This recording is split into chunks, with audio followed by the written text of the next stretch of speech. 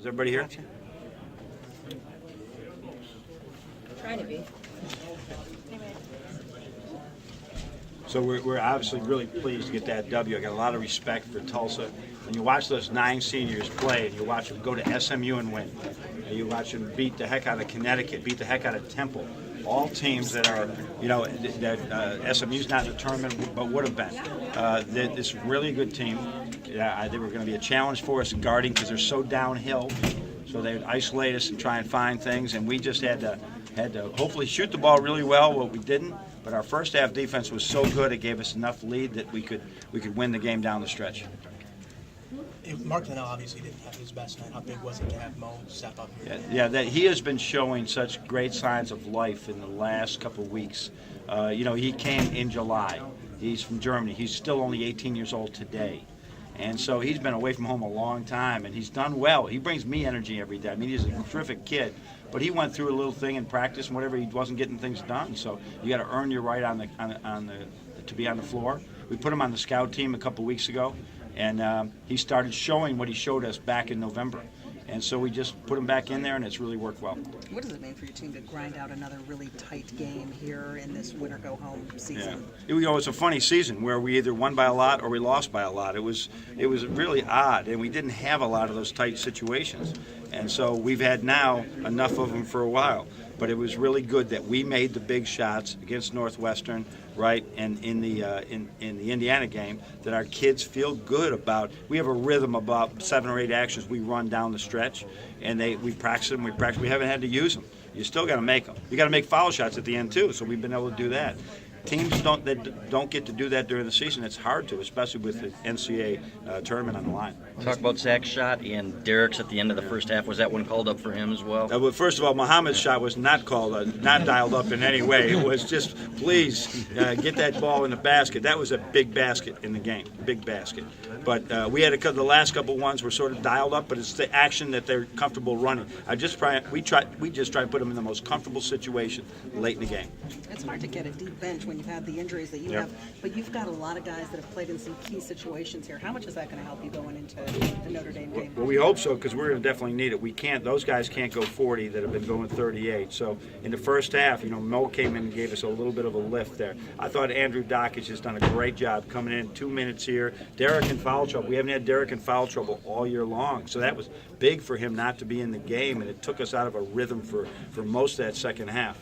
So these are all big moments for these kids to do this, to win and advance. Because there's only 2 guys in that locker room that were in were played on this team 2 years ago. There's only 2 guys that played in that game.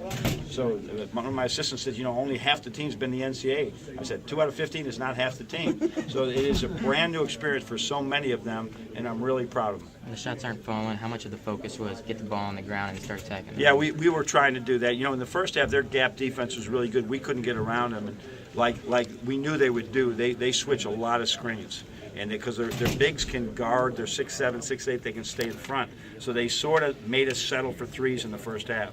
So we were trying to get downhill as much as we could. We couldn't get Derek and Zach downhill as much as we could, Muhammad, so we went to Muhammad in the second half. Felt like he was pretty comfortable putting the ball on the ground and attacking. He's always comfortable with that. Shuffle. Yeah, and he can get in there and score over guys, and that's big for him and big for us. We've discovered that in time. Losing Karras, who was really good at that, has given him more time to work at it, more time for us to work with him.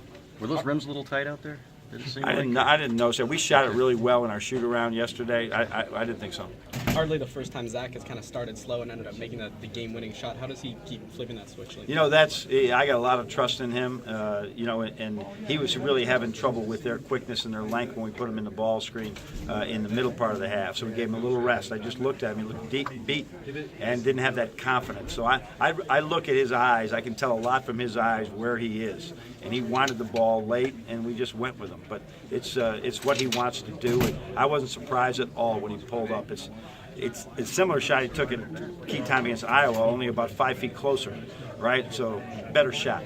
John, as a coach, what does it do for you if you have, of the final plays, 4 different guys made the 4 big plays down the stretch?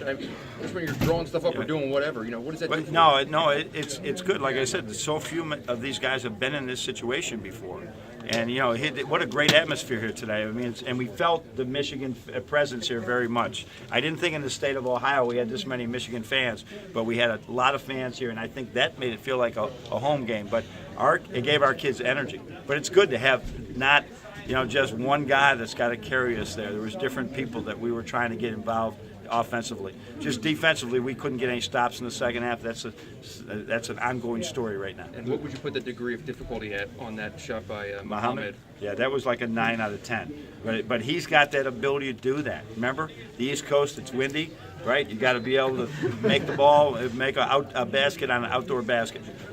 Look at John, that's 3 games in a row where Duncan had a pretty significant three, right? Do you see him being more confident? You know, when he got into the Big Ten, there was a little bit of a shock of the body, the quickness, the scouting report that he would see. And so he's really adjusting to it. With a double-double today, if somebody had told me he was going to get a double-double, I could see he could get 10 threes in the game.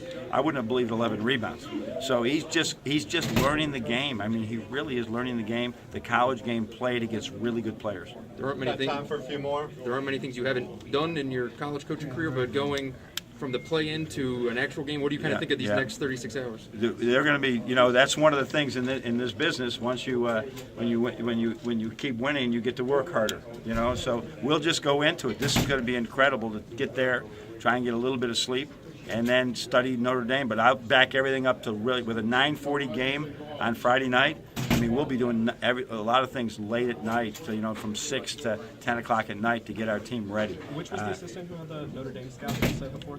The Notre Dame's got. Someone had some film. Yeah, just in case one of going them did. I don't like to give those up, but we got good. Everybody will be on it right now. Mo ended up playing 13 minutes in the first half, despite the other two bigs having one foul each. Yep. Was that just because? Yeah, we've been feeling him in practice. We've been in the game. We can feel, and he was hedging their ball screen better than anybody. He really has good feet. I just love coaching the kid. I can't wait to see how he develops over time. What do you think when he goes up to the crowd, starts pumping them up? Yeah, that's it. That's him. Yeah, he's got, like you said, he's got a lot of drama both ways.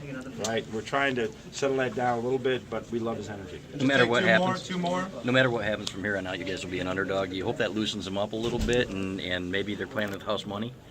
Yeah, I think there's always an advantage to a team that's played a game already in the tournament. That they've been out there, they've done it. You know, two of these guys have played in Brooklyn before. You know, it's going to be a great environment, and I know we'll have a Michigan presence there as well. What are your expectations for Notre Dame? You know, I haven't watched them very much. Believe it or not, I don't watch many other college basketball other than our games. And so I know Mike. I coached against him when I was at West Virginia many times. Didn't have a lot of success, right? He's a really good coach. He's got a great program there for a long time. You know, he's been there a long time, and when you're there a long time, it means you're really doing well. And so it's a really good team, and I know we recruited several of their players, so I know they got a lot of talent and a great coach. And we're going to New York City on St. Patrick's Day to play them the next day. How So you celebrating, Coach? yes, I won't be celebrating, but thank you.